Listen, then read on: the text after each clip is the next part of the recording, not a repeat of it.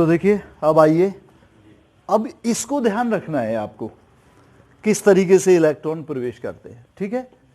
और दूसरी चीज क्या याद रखनी है कि एस उपकोष में अधिकतम 2 इलेक्ट्रॉन, पी उपकोष में अधिकतम 6 इलेक्ट्रॉन, डी उपकोष में अधिकतम 10 और एफ उपकोष में अधिकतम 14 इलेक्ट्रॉन होते हैं। ये याद रखना है आपको। ये पता नहीं इंक काफी वैसी हो गई।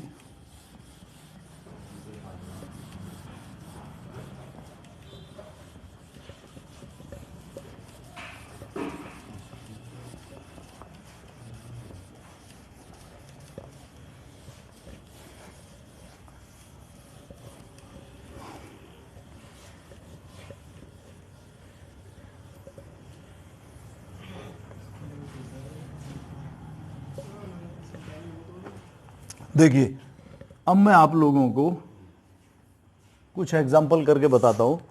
जैसे देखिए ये है सोडियम, परमाणु क्रमांक 11 होता है। एसपीडीएफ में इलेक्ट्रॉनिक विन्यास करने के लिए अब बता रहे हैं आपको, एसपीडीएफ में इलेक्ट्रॉनिक विन्यास,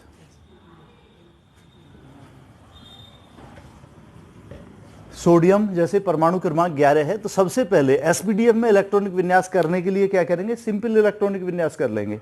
सिंपल इलेक्ट्रॉनिक विन्यास 11 का कैसे होगा, सोडियम 11 का 2, 8 और 1। ये मान लीजिए पहला के कोष है, ये एल है और ये एम है, ठीक है। अब आप इसी तरीके से कर दीजिए। सबसे पहले 1s में कितने इलेक्ट्रॉन है, 1s में 2 हैं। उसके बाद में ये दूसरा कोष शुरू हो गया L, तो L में पहले क्या आता है 2s और फिर 2p, तो 2s में कितने होंगे 2 और 2p में कितने होंगे 6, 8 हो गए। ये पहला सेल, ये दूसरा सेल। अब कौन सा शुरू हो गया, तीसरा M, भाई ये पूरा हो गया, ये पूरा हो गया।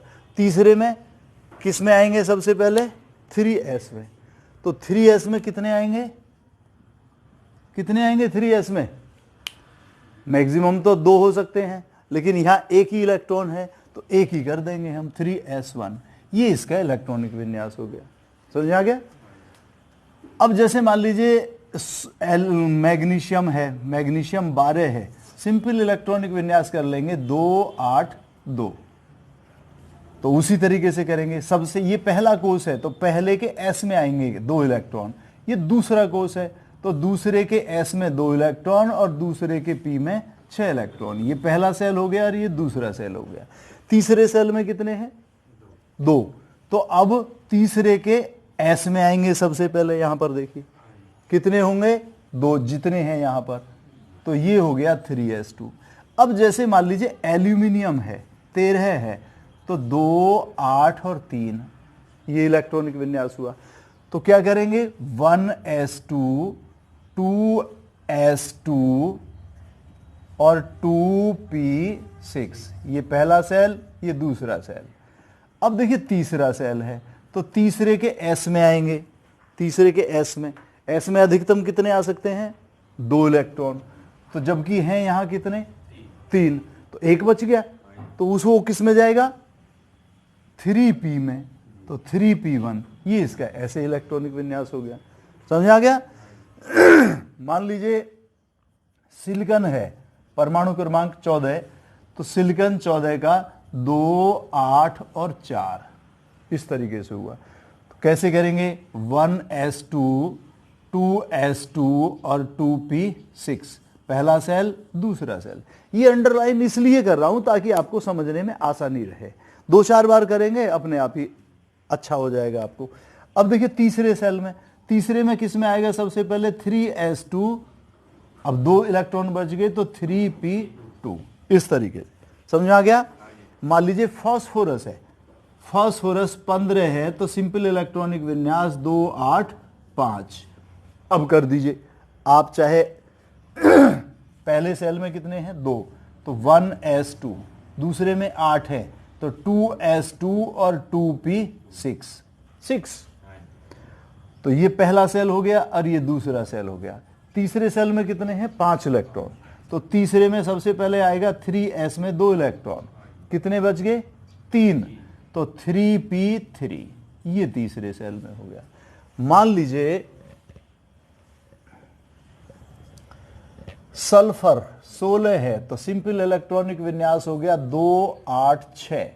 तो 1s2 2s2 और 2p6, ये पहला सेल और ये दूसरा सेल। तीसरे में कितने बचे? 6 इलेक्ट्रॉन। तो तीसरे सेल में कर दीजिए 3s2 और 3p4, 4 और 2 6। क्लोरीन है 17, पहले गलती ना हो सिंपल इलेक्ट्रॉनिक विन्यास कर ले। 2 8 और 7, तो 1s2 2s2 और 2p6, ये पहला सेल ये दूसरा सेल। तीसरे में कितने हैं? 7। तो तीसरे सेल में s उपकोष है तीसरे का 3s, फिर 3p, फिर 3d। तो 7 इलेक्ट्रॉन में से तीसरे के s में 2 इलेक्ट्रॉन, 7 में से 2 निकल गए, कितने बचे? 5। तो 5 किस में आएंगे? 3p में, 3p5। इसका मतलब d की जरूरत ही नहीं है, 3d खाली है। ऐसे ही आर्गन 18 हो जाएगा इलेक्ट्रॉनिक विन्यास 2 8 8। तो कर दीजिए इस तरीके से 1s2 2s2 और 2p6, ये पहला सेल ये दूसरा सेल। तीसरे में 8 है, तो 3s2 3p6, ठीक है, यहीं पर हो गया। इसका मतलब 3d खाली है, शून्य है उसमें। अब पोटेशियम है, पोटेशियम 19 है, तो 19 का इलेक्ट्रॉनिक विन्यास 2 8 8 और। तो देखिए मैं आपको बता रहा था पोटेशियम 19 का सबसे पहले सिंपल इलेक्ट्रॉनिक विन्यास करेंगे 2 8 8 1, और फिर पहले कोर्स में 2 इलेक्ट्रॉन है तो 1s2 हो गया, दूसरे में 8 हैं तो 2s2 और 2p6 हो गया, तीसरे में देखिए फिर 8 है, तो इसका मतलब 3s2 और 3p6, 8 इलेक्ट्रॉन हो गए। जबकि तीसरे में होते कितने हैं? 3 उपकोष होते हैं। इसका मतलब 3d जो है शून्य है। यहां पर आप लिख देंगे, अगर लिखेंगे तो 3d 0 लिखिए। कितना लिखेंगे? 3d 0, अन्यथा लिखने की भी आवश्यकता नहीं है। तो ये तीसरा हो गया। अब ये देखिए कौन सा है? चौथा। तो चौथे में सबसे पहले किस में आएगा? 4s में। कितना आएगा? 4s1, ये इसका इलेक्ट्रॉनिक विन्यास हो गया। मान लीजिए कैल्शियम है, तो कैल्शियम 20 होता है, तो 2 8 8 और 2, इसी को डिस्ट्रीब्यूट कर दीजिए इस नियम के अनुसार, तो ये हो जाएगा 1s2 2s2 और 2p6, ये पहला सेल दूसरा सेल। अब देखिए तीसरे में कितने हैं? 8 हैं, तो 3s2 और 3p6, इसका मतलब 3d शून्य होगा, आप लिखें या ना लिखें। और चौथे में कितने हैं? 2 इलेक्ट्रॉन, तो 4s2, ये आपका इलेक्ट्रॉनिक विन्यास हो गया। समझ आ गया? अब मैं इसमें से कुछ अपवाद और बता देता हूं आपको, कि देखिए उनसे और आपका क्लियर हो जाएगा। नोट करें इन्हें जल्दी।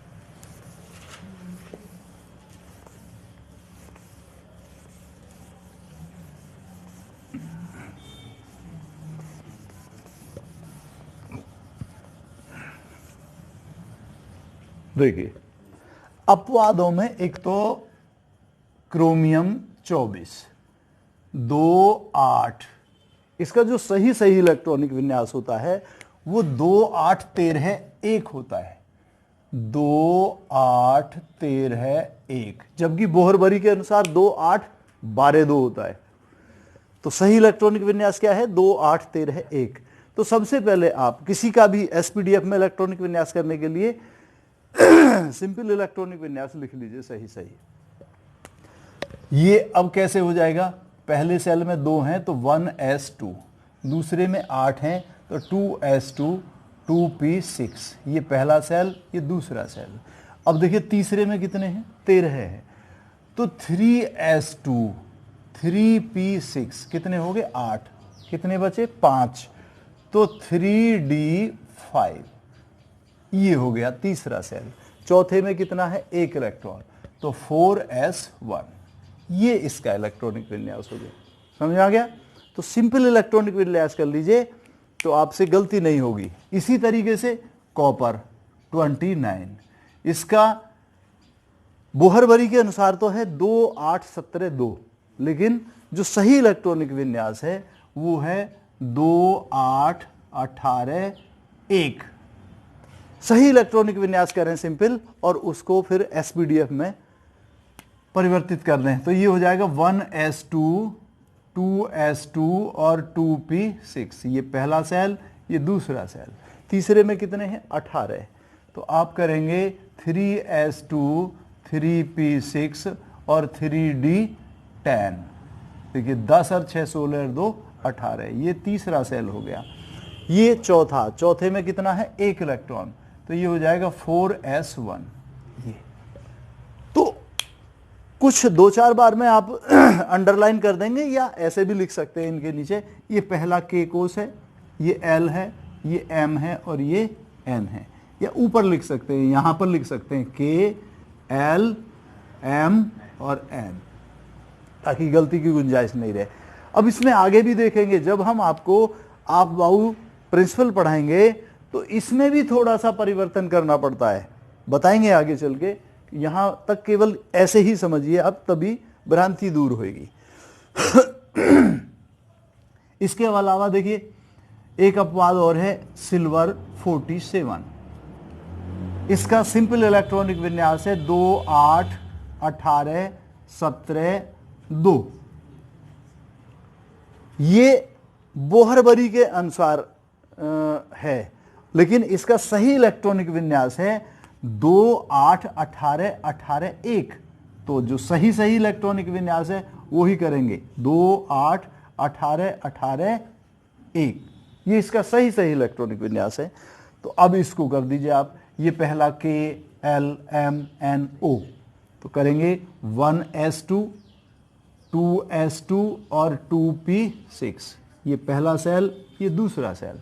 तीसरे में कितने हैं 18, तो 3s2 3p6 और 3d10, ये तीसरा सेल हो गया। चौथे में देखिए फिर 18 हैं, इसमें करेंगे 4s2 4p6 और 4d10, ये चौथा सेल हो गया। पांचवे में कितना है 1, तो करेंगे 5s1, ये पांचवा हो गया। तो इस तरीके से इसका इलेक्ट्रॉनिक विन्यास कर देंगे। समझ आ गया। जो सही इलेक्ट्रॉनिक विन्यास है वो लिखेंगे सिंपल और उसके बाद में एसपीडीएफ में उसको परिवर्तित कर देंगे। तो इसी के साथ में और बाकी मैं कल बताऊंगा आप लोगों को।